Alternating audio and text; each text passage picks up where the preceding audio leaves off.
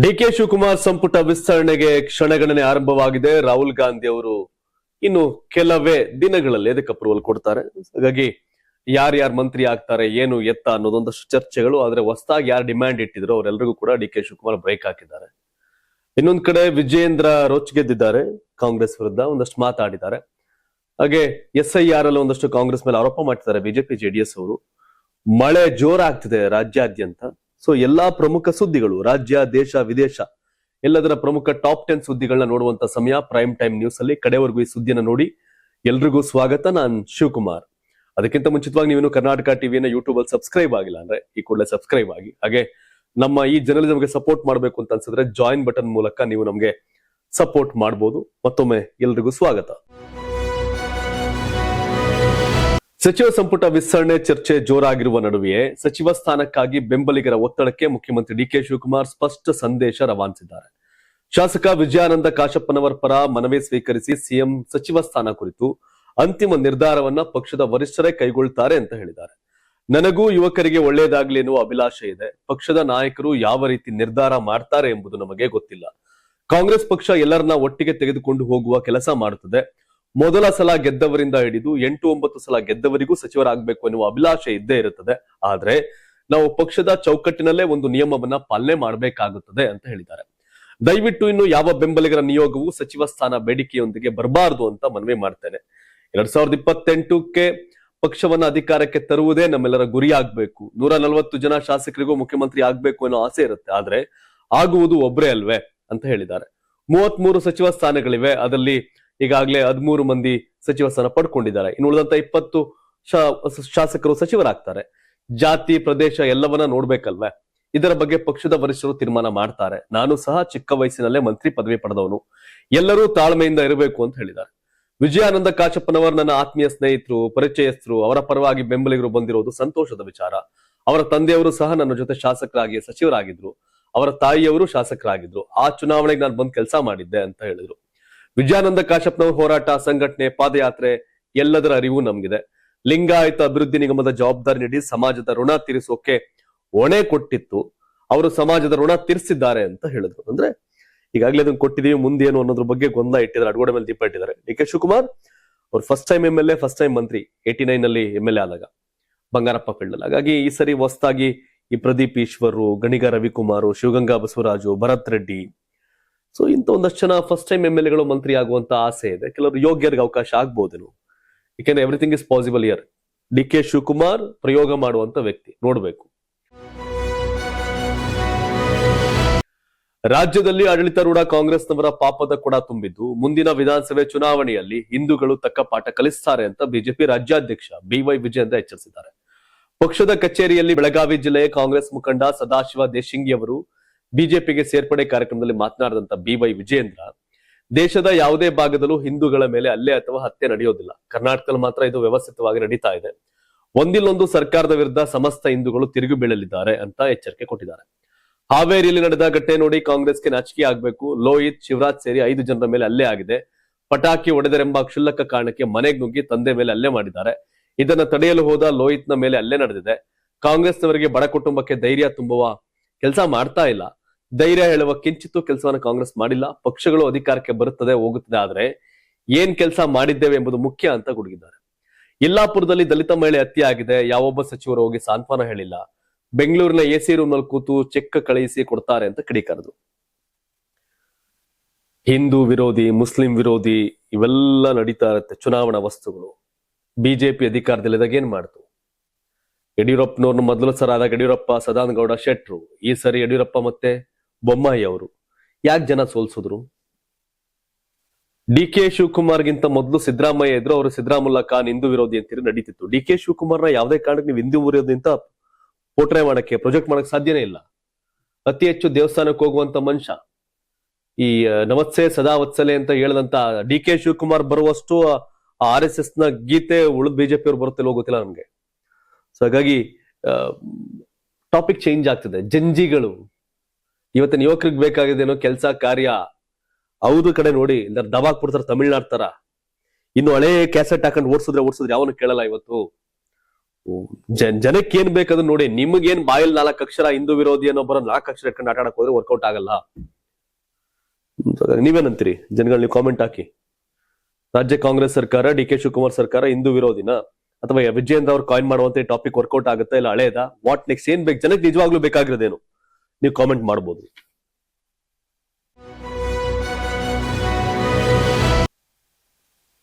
ಅಯೋಧ್ಯೆಯ ಶ್ರೀರಾಮ ಮಂದಿರದ ದೇಣಿಗೆ ಹಣ ಕಳವು ಪ್ರಕರಣ ದೇಶಾದ್ಯಂತ ಚರ್ಚೆಗೆ ಗ್ರಾಸವಾಗಿರುವ ಬೆನ್ನಲ್ಲೇ ರಾಜ್ಯ ಗೃಹ ಸಚಿವ ಪ್ರಿಯಾಂಕ್ ಖರ್ಗೆ ಬಿಜೆಪಿ ಹಾಗೂ ಆರ್ಎಸ್ಎಸ್ ವಿರುದ್ಧ ತೀವ್ರ ವಾಗ್ದಾಳಿ ನಡೆಸಿದ್ದಾರೆ. ಎಕ್ಸ್ ನಲ್ಲಿ ಪೋಸ್ಟ್ ಮಾಡಿರ್ತಕ್ಕಂಥವರು ಬಿಜೆಪಿ ಮತ್ತು ಆರ್ಎಸ್ಎಸ್ಗೆ ರಾಮ ಮಂದಿರ ಎಂದಿಗೂ ನಂಬಿಕೆಯ ವಿಷಯವಾಗಿರಲಿಲ್ಲ, ಅದು ಕೇವಲ ಅಧಿಕಾರ ಮತ್ತು ಹಣ ಗಳಿಸುವ ರಾಜಕೀಯ ಅಸ್ತ್ರವಾಗಿತ್ತು ಅಂತ ಆರೋಪಿಸಿದ್ದಾರೆ. ಬಿಜೆಪಿ ಮತ್ತು ಪ್ರಧಾನಿ ನರೇಂದ್ರ ಮೋದಿ ಅವರು ತಮ್ಮ ರಾಜಕೀಯ ಅಸ್ತಿತ್ವವನ್ನೇ ರಾಮ ಮಂದಿರದ ಹೆಸರು ಕಟ್ಕೊಂಡಿದ್ದಾರೆ. 1990ರ ದಶಕದಿಂದಲೂ ಆರ್ಎಸ್ಎಸ್ ರಾಮ ಮಂದಿರ ವಿಚಾರವನ್ನೇ ರಾಜಕೀಯದ ಕೇಂದ್ರ ಬಿಂದುವಾಗಿಸಿಕೊಂಡಿದೆ. ಈಗ ಬೆಳಕಿಗೆ ಬಂದಿರತಕ್ಕಂಥ ದೇಣಿಗೆ ಹಣ ಕಳವು ಪ್ರಕರಣವು ಅವರ ನೈಜ ಮುಖವನ್ನು ಬಹಿರಂಗಪಡಿಸಿದೆ ಅಂತ ಖರ್ಗೆ ಟೀಕಿಸಿದ್ದಾರೆ. ದೇಣಿಗೆ ಪ್ರಕರಣ ಕುರಿತು ಸಾರ್ವಜನಿಕರು ಸಂಯಮ ವಹಿಸಬೇಕು ಅಂತ ಆರ್ಎಸ್ಎಸ್ ಹೇಳಿಕೆಯನ್ನ ಪ್ರಶ್ನಿಸಿದ ಅವರು, ಜನರು ಪ್ರಶ್ನೆ ಕೇಳಬಾರದು, ಎಲ್ಲವನ್ನ ಮೌನವಾಗಿ ಒಪ್ಕೊಳ್ಬೇಕು ಎಂಬ ಮನೋಭಾವನೆ ಇದರ ಹಿಂದಿದೆ ಅಂತ ವಾಗ್ದಾಳಿ ನಡೆಸಿದ್ದಾರೆ. ರಾಮನ ಹೆಸರಿನಲ್ಲಿ ಬಿಜೆಪಿ ಮತ್ತು ಆರ್ಎಸ್ಎಸ್ ರಾಜಕೀಯ ಹಾಗೂ ಆರ್ಥಿಕ ಲಾಭ ಪಡೆದಿದೆ. ಈಗ ದೇಣಿಗೆ ಹಗರಣವನ್ನ ಮುಚ್ಚಿ ಹಾಕುವ ಪ್ರಯತ್ನ ನಡೆಸುತ್ತಿರುವುದು ಅವರ ಅವಕಾಶವಾದಿ ರಾಜಕಾರಣ ಮತ್ತು ಕೋಟ್ಯಂತರ ಭಕ್ತರ ಧಾರ್ಮಿಕ ಭಾವನೆಗಳ ದುರ್ಬಳಕೆ ಸಾಕ್ಷಿಯಾಗಿದೆ ಅಂತ ಪ್ರಿಯಾಂಕ್ ಖರ್ಗೆ ಆರೋಪಿಸಿದ್ದಾರೆ. ಮಾಡಿದುಣ್ಣೋ ಮಾರಾಯ, ಅವ್ರವ್ರು ಅನುಭವಿಸ್ತಾರ ಮಾಡಿದ್ದ. ಇಲ್ಲಿಗೆ ಏನ್ ಬೇಕು, ಕರ್ನಾಟಕಕ್ಕೆ ಏನ್ ಬೇಕು, ಏನ್ ವ್ಯವಸ್ಥೆ ಆಗ್ಬೇಕು ಅನ್ನೋದ್ರ ಬಗ್ಗೆ ಚರ್ಚೆ ಮಾಡಿ. ಕರ್ನಾಟಕಕ್ಕೆ ಏನ್ ಬೇಕು, ಚಿತ್ತಾಪುರಕ್ಕೆ ಏನ್ ಬೇಕು, ಕಲಬುರ್ಗಿಗೆ ಏನ್ ಬೇಕು, ಮಂಗಳೂರಿಗೆ ಏನ್ ಬೇಕು. ಟೀಕೆ ಟಿಪ್ಪಣಿ ಮಾಡೋದ್ರ ರಾಜಕಾರಣಿಗಳ ಕೆಲಸ ಅಲ್ಲ, ಕೆಲಸ ಮಾಡೋದು ಕೆಲಸ. ರಾಜಕಾರಣ ಕೆಲಸ ಮಾಡಿ ಎಲ್ಲ ಅಷ್ಟೇ. ಮತದಾರರ ಪಟ್ಟಿಯಲ್ಲಿನ ಲೋಪದೋಷಗಳ ಕುರಿತು ತಾವು ನೀಡಿದ ಹೇಳಿಕೆಯನ್ನ ಸಮರ್ಥಿಸಿಕೊಂಡಿರತಕ್ಕಂಥ ಮಾಜಿ ಮುಖ್ಯಮಂತ್ರಿ ಹಾಗೂ ಸಂಸದ ಬಸವರಾಜ ಬೊಮ್ಮಾಯಿ ಈ ಬಗ್ಗೆ ಮುಖ್ಯ ಚುನಾವಣಾ ಅಧಿಕಾರಿಯೇ ತೀವ್ರಗತಿಯಲ್ಲಿ ಪರಿಶೀಲನೆ ನಡೆಸಬೇಕು ಅಂತ ಒತ್ತಾಯ ಮಾಡಿದ್ದಾರೆ. ಅಲ್ಲದೆ ಈ ವಿಷಯದಲ್ಲಿ ತಾವು ಕ್ಷಮೆ ಕೇಳುವ ಪ್ರಶ್ನೆ ಉದ್ಭವಿಸುವುದಿಲ್ಲ ಅಂತ ಸ್ಪಷ್ಟಪಡಿಸಿದ್ದಾರೆ. ಈ ಕುರಿತು ಮಾಧ್ಯಮಗಳೊಂದಿಗೆ ಮಾತನಾಡಿದಂತ ಅವರು, ದಾಖಲೆ ಆಧಾರಿತ ಹೇಳಿಕೆ ಮತಪಟ್ಟಿಯಲ್ಲಿರ್ತಕ್ಕಂಥ ಅಧಿಕೃತ ದಾಖಲೆಗಳನ್ನು ಅನುಗುಣವಾಗಿಯೇ ನಿನ್ನೆ ಎಚ್.ಕೆ. ಪಾಟೀಲ್ ಅವರ ಹೆಸರಿನಲ್ಲಿ 3 ಮತಗಳಿರುವ ಕುರಿತು ಹೇಳಿಕೆ ನೀಡಲಾಗಿತ್ತು. ಒಂದೇ ಕ್ಷೇತ್ರದಲ್ಲಿ, ಒಂದೇ ಊರಿನಲ್ಲಿ, ಪಕ್ಕದ ಊರಿನಲ್ಲಿ ವ್ಯಕ್ತಿ ಹೆಸರು ಮತ್ತು ತಂದೆ ಹೆಸರು ಒಂದೇ ತರ ಇರೋದ್ರಿಂದ ಪಕ್ಷದ ಮುಖಂಡರು ಸಂಶಯ ವ್ಯಕ್ತಪಡಿಸಿದ್ದಾರೆ. ಆ ಮಾಹಿತಿ ಆಧಾರದ ಮೇಲೆ ಈ ವಿಷಯವನ್ನ ಪ್ರಸ್ತಾಪಿಸಲಾಗಿತ್ತು ಅಂತ ತಿಳಿಸಿದ್ದಾರೆ. ಈ ಗೊಂದಲಕ್ಕೆ ಸಂಬಂಧಪಟ್ಟಂತೆ ಎಚ್.ಕೆ. ಪಾಟೀಲ್ ಅವರು ಇಂದು ನೀಡಿರ್ತಕ್ಕಂಥ ಸ್ಪಷ್ಟೀಕರಣವನ್ನ ಚುನಾವಣಾ ಅಧಿಕಾರಿಗಳು ಸೂಕ್ತವಾಗಿ ಮತ್ತು ಕೂಲಂಕುಷವಾಗಿ ಪರಿಶೀಲನೆ ಮಾಡಬೇಕು. ಇದು ಕೇವಲ ಎಚ್.ಕೆ. ಪಾಟೀಲ್ ಅವರಿಗೆ ಮಾತ್ರ ಸೀಮಿತವಾಗಿಲ್ಲ. ಒಂದೇ ಹೆಸರಿನ 4-5 ಮತಗಳಿರುವ ಹಲವಾರು ಪ್ರಕರಣಗಳಿದ್ದು ಈಗಾಗಲೇ 3-4 ಉದಾಹರಣೆಗಳನ್ನು ನೀಡಲಾಗಿದೆ. ಮ್ಯಾಪಿಂಗ್ ಮಾಡಿದ ನಂತರವೂ ಇಂತಹ ತಪ್ಪುಗಳು ಮರುಕಳಿಸುತ್ತಿರುವುದು ಗಂಭೀರ ವಿಚಾರವಾಗಿದ್ದು ಮುಖ್ಯ ಚುನಾವಣಾಧಿಕಾರಿಯೇ ಇದರ ಸಂಪೂರ್ಣ ಪರಿಶೀಲನೆ ನಡೆಸುವುದು ಅತ್ಯಗತ್ಯವಾಗಿದೆ ಅಂತ ತಿಳಿಸಿದ್ದಾರೆ. ನನ್ನ ಬಳಿ ಇದ್ದ ಮಾಹಿತಿಯನ್ನಷ್ಟೇ ನಾನು ಬಹಿರಂಗಪಡಿಸಿದ್ದೇನೆ ಹೊರತು ಎಚ್.ಕೆ. ಪಾಟೀಲ್ ಅವರ ಮೇಲೆ ವೈಯಕ್ತಿಕವಾಗಿ ಯಾವುದೇ ಆಪಾದನೆ ಮಾಡಿಲ್ಲ. ಹೀಗಿರುವಾಗ ಕ್ಷಮೆ ಕೇಳುವ ಪ್ರಶ್ನೆ ಉದ್ಭವಿಸುವುದಿಲ್ಲ. ಕ್ಷಮೆ ಕೇಳಿ ಎನ್ನುವ ಅವರ ಬೇಡಿಕೆ ಅತ್ಯಂತ ಹಾಸ್ಯಾಸ್ಪದವಾಗಿದೆ ಅಂತ ತಿಳಿಸಿದ್ದಾರೆ. ಏನ್ ದೊಡ್ಡ ವಿಚಾರ ಏನಲ್ಲ ಇದು. ಈಗ ನಂದು ಮಂಡ್ಯದಲ್ಲಿ ಒಂದು ಓಟ್ ಐತೆ, ಬೆಂಗಳೂರು ಬಂದಾಗ ಇಲ್ಲಿ ಓಟ್ ಆಗ್ತಿದೆ, ಅಲ್ಲಿದೆ. ಇಂಥ ಲಕ್ಷ ವೋಟರ್ಸ್ ಈ ತರ ಇದೆ. ಸೀರಿಯಸ್ ಇದು ತೆಗಿಬೇಕು. ಅದು ಸೀರಿಯಸ್ ಪ್ರಕ್ರಿಯೆ ನಡೀತಾ ಇದೆ, ಅದಾಗತ್ತಷ್ಟೇ. ಇದು ಆದ್ರೆ ಒಂದೇ ಲಿಸ್ಟ್ ಅಲ್ಲೇ 2 ಬಂದ್ರೆ ಅದು ಅಧಿಕಾರಿಗಳ ಮಿಸ್ಟೇಕ್. ಇಷ್ಟು ವರ್ಷ ಏನ್ ಮಾಡ್ತಾರೆ ಅವರೆಲ್ಲ. ಅದ್ರಲ್ಲಿ ನೀವು ಟೀಕೆ ಮಾಡೋದೇನಿಲ್ಲ, ಅವರು ಅದಕ್ಕೆ ನಿಮ್ಮನ್ನು ಕ್ಷಮೆ ಕೇಳೋದು ಏನಿಲ್ಲ. ಮ್ಯಾಟ್ರೇ ಅಲ್ಲ ಅದು. ಇದ್ರ ಬದಲು ಅಟ್ಲೀಸ್ಟ್ ಜನಗಳ ಗದಗ್ ಏನ್ ಬೇಕು ಅಂತ ಚರ್ಚೆ ಮಾಡಿದ್ರೆ ಗದಗ್ ಉದ್ಧಾರ ಆಗಿರೋದು. ಗದಗ ಹಾವೇರಿ ಬಗ್ಗೆ ಚರ್ಚೆ ಮಾಡಿದ್ರೆ ಇವರು ವೋಟರ್ ಲಿಸ್ಟ್ ಇಟ್ಕೊಂಡು ಕೂತವ್ರೆ. ಹೆಣ್ಣು ಮಕ್ಕಳಿಗೆ ತೊಂದರೆ ಆದ್ರೆ ಪೊಲೀಸರು ಬರ್ತಾರೆ. ಹೆಣ್ಮಕ್ಳ ರಕ್ಷಣೆಗೆ ಕಾನೂನಿದೆ, ತ್ವರಿತವಾಗಿ ಬಂಧಿಸುವ ಕೆಲಸ ಆಗುತ್ತೆ. ಇತ್ತೀಚಿನ ದಿನಗಳಲ್ಲಿ ಹಲವು ಕಡೆ ಮಹಿಳೆಯರಿಂದ ಪುರುಷರ ಮೇಲೂ ದೌರ್ಜನ್ಯ ಆಗ್ತಾ ಇದೆ. ಪುರುಷರ ರಕ್ಷಣೆಗೆ ಕಾನೂನಿಗೆ ಪುರುಷ ಆಯೋಗ ರಚನೆ ಮಾಡಬೇಕು ಅಂತ ವಿಧಾನ ಪರಿಷತ್ ಸದಸ್ಯ ಎಚ್ ವಿಶ್ವನಾಥ್ ಒತ್ತಾಯ ಮಾಡಿದ್ದಾರೆ. ಮೈಸೂರಲ್ಲಿ ಸುದ್ದಿಗೋಷ್ಠಿ ನಡೆಸಿ ಮಾತನಾಡಿದಂತ ಅವರು, ಹೆಣ್ಣು ಮಕ್ಕಳಿಗೆ ತೊಂದರೆ ಆದ್ರೆ ಪೊಲೀಸರು ಬರ್ತಾರೆ, ಹೆಣ್ಮಕ್ಳ ರಕ್ಷಣೆಗೆ ಕಾನೂನಿದೆ, ತ್ವರಿತವಾಗಿ ಬಂಧಿಸುವ ಕೆಲಸ ಆಗುತ್ತೆ. ಇತ್ತೀಚಿನ ದಿನಗಳಲ್ಲಿ ಪುರುಷರ ಮೇಲೂ ದೌರ್ಜನ್ಯ ಆಗ್ತಿದೆ ಅಂತ ಹೇಳಿದ್ರು. ಪೊಲೀಸ್ ಠಾಣೆಯಲ್ಲಿ ಪುರುಷರ ದೂರುಗಳಿಗೆ ಬೆಲೆ ಕೊಡ್ತಾ ಇಲ್ಲ. ಪುರುಷರಿಗಾಗಿಯೇ ಪುರುಷ ರಕ್ಷಣಾ ವೇದಿಕೆ ಸ್ಥಾಪಿಸಿದ್ದೇವೆ. ಪುರುಷರಿಗೆ ಆಗುವ ದೌರ್ಜನ್ಯವನ್ನು ತಡೆಯುವುದು ಈ ಸಂಘಟನೆಯ ಉದ್ದೇಶವಾಗಿದೆ. ಇದರಲ್ಲಿ ಮಹಿಳೆಯರು ಇರ್ತಾರೆ. ಪುರುಷರ ಮೇಲಿನ ದೌರ್ಜನ್ಯ ತಡೆಯಲು ಈ ಸಮಿತಿ ಇರುತ್ತೆ. ಇದನ್ನ ಕಾನೂನಾತ್ಮಕವಾಗಿ ನಾವು ಜಾರಿಗೆ ತಂದಿದ್ದೇವೆ ಅಂತ ಹೇಳಿದ್ರು. ಮಹಿಳಾ ಕಾನೂನುಗಳನ್ನ ಕೆಲವರು ದುರ್ಬಳಕೆ ಮಾಡ್ಕೊಳ್ತಿದ್ದಾರೆ. ಪುರುಷರಿಗೂ ಈಗ ರಕ್ಷಣೆ ಸಿಗ್ಬೇಕಿದೆ. ಕೆಲ ಕಾನೂನುಗಳು ತಿದ್ದುಪಡಿ ಆಗ್ಬೇಕು. ಮಹಿಳೆಯರಿಗೆ ಮಹಿಳಾ ಆಯೋಗ ಇದೆ, ಅದೇ ರೀತಿ ಪುರುಷರಿಗೆ ಬೇಕು ಅಂತ ಹೇಳ್ತಾರೆ. ರಾಜಕೀಯವಾಗಿ ಎಲ್ಲಾರು ಟೀಕೆ ಟಿಪ್ಪಣಿ ಮಾಡ್ಕೊಂಡಿದ್ದಂತ ಹಳ್ಳಿ ಅಕ್ಕಿ ಈಗ ಗಂಡ್ಮಕ್ಳ ಪರವಾಗಿ ಏನೋ ಮಾಡ್ಕೊಂಡು ಓಡಾಡ್ತಾರೆ. It's good. ಬೇಕು, ಅವಶ್ಯಕತೆ ಇದೆ. ಮಹಿಳೆಯರಿಗೂ ರಕ್ಷಣೆ ಬೇಕು, ಪುರುಷರಿಗೂ ಬೇಕು. ಒಳ್ಳೆ ಬೆಳವಣಿಗೆ, ನಾಟ್ ಬ್ಯಾಡ್. ಲೋಕಭವನದ ಬಾಗಿಲುಗಳು ಸಾರ್ವಜನಿಕರ ಪಾಲಿಗೆ ಯಾವಾಗ್ಲೂ ತೆರೆದಿರುತ್ತವೆ. ಆದರೆ ಸಮಸ್ಯೆಗಳನ್ನ ಮುಖ್ಯಮಂತ್ರಿ ಚಂದ್ರಶೇಖರ್ ಜೋಸೆಫ್ ವಿಜಯ್ ಅವರಿಗೆ ಮನವರಿಕೆ ಮಾಡಿಕೊಡಲು ಸದಾ ಸಿದ್ಧ ಅಂತ ತಮಿಳುನಾಡು ರಾಜ್ಯಪಾಲ ರಾಜೇಂದ್ರ ವಿಶ್ವನಾಥ್ ಅರ್ಲೇಕರ್ ಹೇಳಿದ್ದಾರೆ. ನಗರದಲ್ಲಿ ನಡೆದ ಪುಸ್ತಕ ಬಿಡುಗಡೆ ಸಮಾರಂಭದಲ್ಲಿ ಅರ್ಲೇಕರ್ ಹೇಳಿಕೆ ನೀಡಿದ್ದಾರೆ. ಲೋಕಭವನ ಮತ್ತು ಆಡಳಿತಾರೂಢ ಟಿವಿಕೆ ಸರ್ಕಾರದ ಮಧ್ಯೆ ಭಿನ್ನಾಭಿಪ್ರಾಯ ಹೆಚ್ಚಾಗುವುದರ ನಡುವೆಯೇ ಉನ್ನತಾಧಿಕಾರಿಗಳಿಂದ ಮದುರೈನಲ್ಲಿ ಇತ್ತೀಚೆಗೆ ನಡೆಸಿದ ಪರಿಶೀಲನಾ ಸಭೆ ಕುರಿತಾಗಿಯೂ ಮಾತನಾಡಿದ್ದಾರೆ. ಲೋಕಭವನವು ಸದಾ ಜನರೊಂದಿಗೆ ಇರುತ್ತದೆ. ಯಾರೊಬ್ರು ಹಿಂಜರಿಯದೆ ಬಂದು ತಮ್ಮ ಸಮಸ್ಯೆಗಳನ್ನ ಹಂಚಿಕೊಳ್ಳಬಹುದು. ಅವುಗಳ ಪರಿಹಾರಕ್ಕೆ ಸಾಧ್ಯವಿರುವ ಎಲ್ಲವನ್ನ ಮಾಡ್ತೇನೆ ಅಂತ ಭರವಸೆ ಕೊಟ್ಟಿದ್ದಾರೆ. ಸರ್ಕಾರ ಮತ್ತು ಜನರ ನಡುವೆ ಸೇತುವೆಯಾಗಿ ಕಾರ್ಯನಿರ್ವಹಿಸುವೆ ಅಂತ ಹೇಳಿರ್ತಕ್ಕಂಥ ರಾಜ್ಯಪಾಲರು ಮುಖ್ಯಮಂತ್ರಿಯವರನ್ನ ಸಂಪರ್ಕಿಸಿ ಜನರ ಸಮಸ್ಯೆಗಳನ್ನ ಹಂಚಿಕೊಳ್ತೇವೆ, ಅವುಗಳ ಪರಿಹಾರಕ್ಕಾಗಿ ಕೆಲಸ ಮಾಡುವೆ ಅಂತ ತಿಳಿಸಿದ್ದಾರೆ. ತಮ್ಮಿಂದಾಗಲಿ ಸರ್ಕಾರದ ಕಡೆಯಿಂದಾಗಲಿ ಆಗ್ಬೇಕಿರುವ ಯಾವುದೇ ಕೆಲಸದ ಬಗ್ಗೆ ಜನರಲ್ಲಿ ಅಪೇಕ್ಷೆಗಳಿದ್ದರೆ ಲೋಕಭವನವನ್ನ ಸಂಪರ್ಕಿಸಿ ಅಂತ ಒತ್ತಾಯಿಸಿದ ರಾಜ್ಯಪಾಲರು ನಾವು ಒಟ್ಟಾಗಿ ಕೆಲಸ ಮಾಡಲಿದ್ದೇವೆ ಅಂತ ಹೇಳಿದ್ದಾರೆ. ಅರ್ಲೇಕರ್ ಅವರು ಮದುರೈನ ಸರ್ಕ್ಯೂಟ್ ಹೌಸ್ ನಲ್ಲಿ ರಾಜ್ಯದ ಉನ್ನತ ಅಧಿಕಾರಿಗಳೊಂದಿಗೆ ಇತ್ತೀಚೆಗೆ ಸಭೆ ನಡೆಸಿದ್ರು. ಅದು ವಿವಾದ ಸೃಷ್ಟಿಸಿತ್ತು. ಅರ್ಲೇಕರ್ ಕ್ರಮವನ್ನ ತೀವ್ರವಾಗಿ ಟೀಕಿಸಿದ್ದ ಸಚಿವ ಸಿಟಿಆರ್ ನಿರ್ಮಲ್ ಕುಮಾರ್ ಸರ್ಕಾರದ ಕ್ರಮವನ್ನ ಸ್ವತಂತ್ರವಾಗಿ ಪರಿಶೀಲಿಸಲು ಅಥವಾ ಪರ್ಯಾಯ ಆಡಳಿತ ನಡೆಸುವ ಸಂವಿಧಾನಿಕ ಅಧಿಕಾರ ರಾಜ್ಯಪಾಲರಿಗಿಲ್ಲ ಅಂತ ಗುಡುಗಿದ್ರು. ರಾಜ್ಯದ ಪೂರ್ವಾನುಮತಿ ಇಲ್ಲದೆ ರಾಜ್ಯಪಾಲರು ಕರೆಯುವ ಇಂತಹ ಸಭೆಗಳಿಗೆ ಹಾಜರಾಗದಂತೆ ಟಿವಿಕೆ ಸರ್ಕಾರ ಅಧಿಕಾರಿಗಳಿಗೆ ಕಟ್ಟುನಿಟ್ಟಿನ ಸೂಚನೆ ಕೊಟ್ಟಿದೆ. ತಮಿಳುನಾಡು ರಾಜ್ಯಪಾಲರು ವರ್ಸಸ್ ಸರ್ಕಾರದ ನಡುವೆ ಕುದ್ದಾಟ ನಡೀತಾ ಇರುತ್ತೆ. ಇದು ಈಗಲೂ ಮುಂದುವರೆದಿದೆ, ಮತ್ತೆ ಮುಂದುವರಿಯುತ್ತೆ, ಅದೇನು ಮಾಡಕ್ಕಾಗಲ್ಲ. 2027ರ ಉತ್ತರ ಪ್ರದೇಶ ವಿಧಾನಸಭೆ ಚುನಾವಣೆಗೆ ಈಗಿನಿಂದಲೇ ಬಿಜೆಪಿ ಸಿದ್ಧತೆ ಆರಂಭ ಮಾಡಿದೆ. 2017ರ ಭರ್ಜರಿ ಗೆಲುವನ್ನ ಪುನರಾವರ್ತಿಸುವ ಗುರಿಯೊಂದಿಗೆ ಪಕ್ಷ ಹಾಗೂ ಎನ್ಡಿಎ ಮಿತ್ರ ಪಕ್ಷಗಳು ಒಗ್ಗಟ್ಟಿನಿಂದ ಕಾರ್ಯತಂತ್ರ ರೂಪಿಸುತ್ತವೆ. ಲಕ್ನೋನಲ್ಲಿ 2 ದಿನಗಳ ಪ್ರವಾಸದಲ್ಲಿರತಕ್ಕಂಥ ಬಿಜೆಪಿ ರಾಷ್ಟ್ರೀಯ ಅಧ್ಯಕ್ಷ ನಿತಿನ್ ನವೀನ್, ಪಕ್ಷದ ಮಾಜಿ ರಾಜ್ಯಾಧ್ಯಕ್ಷರು, ಹಿರಿಯ ನಾಯಕರು ಹಾಗೂ ಎನ್ಡಿಎ ಮಿತ್ರ ಪಕ್ಷಗಳ ನಾಯಕರೊಂದಿಗೆ ಸರಣಿ ಸಭೆ ನಡೆಸಿ ಚುನಾವಣಾ ಸಿದ್ಧತೆ, ಸಂಘಟನೆ, ಬಲವರ್ಧನೆ ಮತ್ತು ಮೈತ್ರಿ ಸಮನ್ವಯ ಕುರಿತು ಚರ್ಚೆ ನಡೆಸಿದ್ದಾರೆ. ಸಭೆಯ ಬಳಿಕ ಮಾತನಾಡಿದಂತ ಉಪಮುಖ್ಯಮಂತ್ರಿ ಕೇಶವ ಪ್ರಸಾದ್ ಮೌರ್ಯ, ಮುಖ್ಯಮಂತ್ರಿ ಯೋಗಿ ಆದಿತ್ಯನಾಥ್ ನೇತೃತ್ವದ ಅಭಿವೃದ್ಧಿ, ಸುಶಾಸನ ಮತ್ತು ಕಾನೂನು ಸುವ್ಯವಸ್ಥೆಯ ಆಧಾರದ ಮೇಲೆ ಬಿಜೆಪಿ 2027ರಲ್ಲಿ ಸತತ 3ನೇ ಬಾರಿಗೆ ಅಧಿಕಾರಕ್ಕೆ ಬರುತ್ತೆ ಅಂತ ವಿಶ್ವಾಸ ವ್ಯಕ್ತಪಡಿಸಿದ್ದಾರೆ. ಉತ್ತರ ಪ್ರದೇಶದ ಜನರು ಗುಂಡಾ ರಾಜ್, ಮಾಫಿಯಾ ರಾಜ್ ಮತ್ತು ಕುಟುಂಬ ರಾಜಕಾರಣವನ್ನು ತಿರಸ್ಕರಿಸಿದ್ದಾರೆ. ಅಭಿವೃದ್ಧಿ ಮತ್ತು ಭದ್ರತೆಗೆ ಆದ್ಯತೆ ನೀಡಿರತಕ್ಕಂಥ ಬಿಜೆಪಿಯನ್ನೇ ಮತ್ತೆ ಬೆಂಬಲಿಸುತ್ತಾರೆ ಅಂತ ಅವರು ಹೇಳಿದ್ದಾರೆ. ಮಾಜಿ ರಾಜ್ಯಾಧ್ಯಕ್ಷ ಸ್ವತಂತ್ರ ದೇವ್ ಸಿಂಗ್, ಪ್ರಧಾನಿ ನರೇಂದ್ರ ಮೋದಿ ಹಾಗೂ ಮುಖ್ಯಮಂತ್ರಿ ಯೋಗಿ ಆದಿತ್ಯನಾಥ್ ಅವರ ಜನಪರ ಯೋಜನೆಗಳನ್ನ ಪ್ರತಿಯೊಂದು ಗ್ರಾಮಕ್ಕೂ ತಲುಪಿಸುವುದೇ ಪಕ್ಷದ ಗುರಿ. ನಾವು 2017ಕ್ಕಿಂತಲೂ ದೊಡ್ಡ ಬಹುಮತದೊಂದಿಗೆ 27ಕ್ಕೆ ಬಿಜೆಪಿ ಅಧಿಕಾರಕ್ಕೆ ಬರುತ್ತೆ.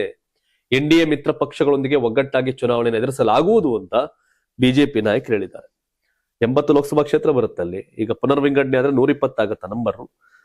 ದೆಹಲಿ ಗದ್ದುಗೆ ಹಿಡಿಬೇಕಾದ್ರೆ ಯುಪಿ ಬೇಕೇ ಬೇಕು. ಮೊನ್ನೆ ಲೋಕಸಭೆಯಲ್ಲಿ ದಬಾ ಕಂಡಿದ್ರು ಬಿಜೆಪಿ ಅವರು, ನಂಬರ್ ಕಡಿಮೆ ಆಗಿತ್ತು.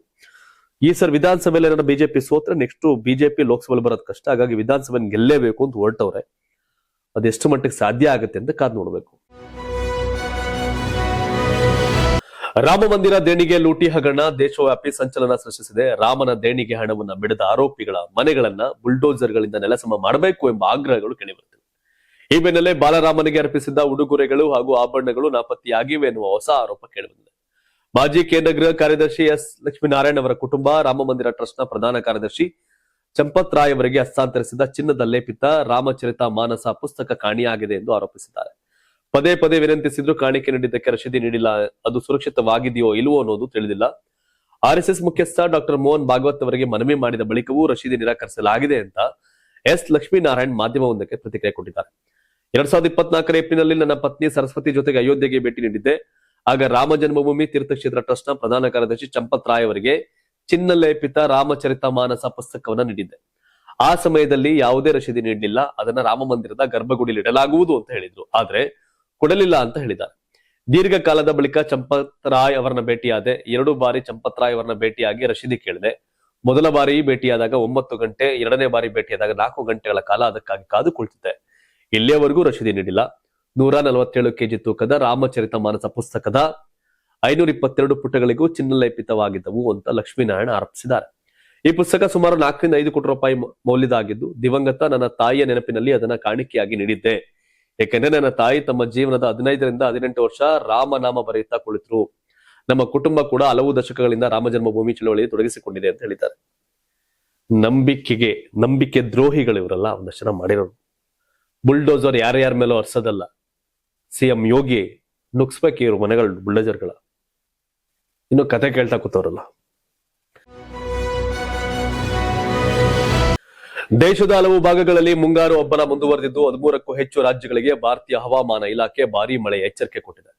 ಬಂಗಾಳ ಕೊಲ್ಲಿಯಲ್ಲಿ ಉಂಟಾಗಿರ್ತಕ್ಕಂಥ ವಾಯುಭಾರ ಕುಸಿತದ ಪರಿಣಾಮ ಮುಂದಿನ ಕೆಲ ದಿನಗಳು ಮಳೆ ಮತ್ತಷ್ಟು ತೀವ್ರಗೊಳ್ಳುವ ಸಾಧ್ಯತೆ ಇದೆ. ಕರ್ನಾಟಕದಲ್ಲಿ ಕರಾವಳಿ ಜಿಲ್ಲೆಗಳಾದ ದಕ್ಷಿಣ ಕನ್ನಡ, ಉತ್ತರ ಕನ್ನಡ ಮತ್ತು ಉಡುಪಿ ಜಿಲ್ಲೆಗಳಿಗೆ ಜುಲೈ 8ರವರೆಗೆ ರೆಡ್ ಅಲರ್ಟ್ ಘೋಷಿಸಲಾಗಿದೆ. ಬೆಳಗಾವಿ, ಧಾರವಾಡ, ಕೊಡಗು, ಚಿಕ್ಕಮಗಳೂರು ಹಾಗೂ ಶಿವಮೊಗ್ಗ ಜಿಲ್ಲೆಗಳಿಗೆ ಆರೆಂಜ್ ಅಲರ್ಟ್ ನೀಡಲಾಗಿದ್ದು, ಬೆಂಗಳೂರು ಸೇರಿದಂತೆ ದಕ್ಷಿಣ ಒಳನಾಡಿನ ಜಿಲ್ಲೆಗಳಲ್ಲಿ ಸಾಧಾರಣದಿಂದ ಮಧ್ಯಮ ಮಳೆಯಾಗುವ ಸಾಧ್ಯತೆ ಇದೆ.